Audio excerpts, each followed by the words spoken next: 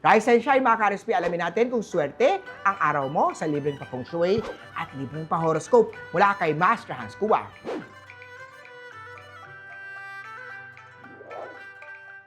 Sa mga pinanganak ng Year of the Rat, mas nagiging malinaw ang expectation kapag diretso ang usapan niyong mag-partner.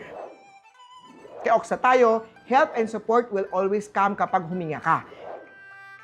Kay Tiger naman tayo, maayusin na ang disiplina bago bumili ng mga rewards para sa sarili. Unahin mo na ang mga needs. Sa mga pinanganak ng Year of the Rabbit naman tayo, iwas sa puyat. Bumabawi na ang iyong katawan mula sa previous stress.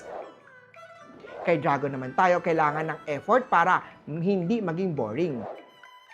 Kay Snake naman tayo, wag na sumabay sa uso at gastos. Itabi lang ang pera sa bangko. Mas productive naman ang araw sa mga Year of the Horse kapag tahimik ang paligid, maglagay ng puting tela o papel sa desk para sa clarity. Kay Goat naman tayo, warm na pagkain always help essentially kapag nag-skip ka ng meals.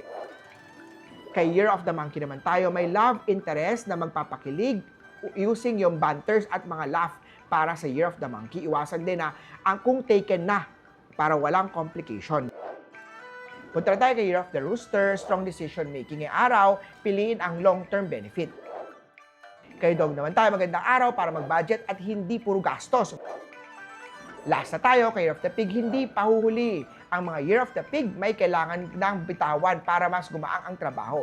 Muli po, ito po'y gabay lamang mula kay Master Hans Kua. Nasa inyong mga kamay nakasalalay ang inyong tagumpay. Kaya always think positive at i-manifest natin ang success, mga ka-RSP.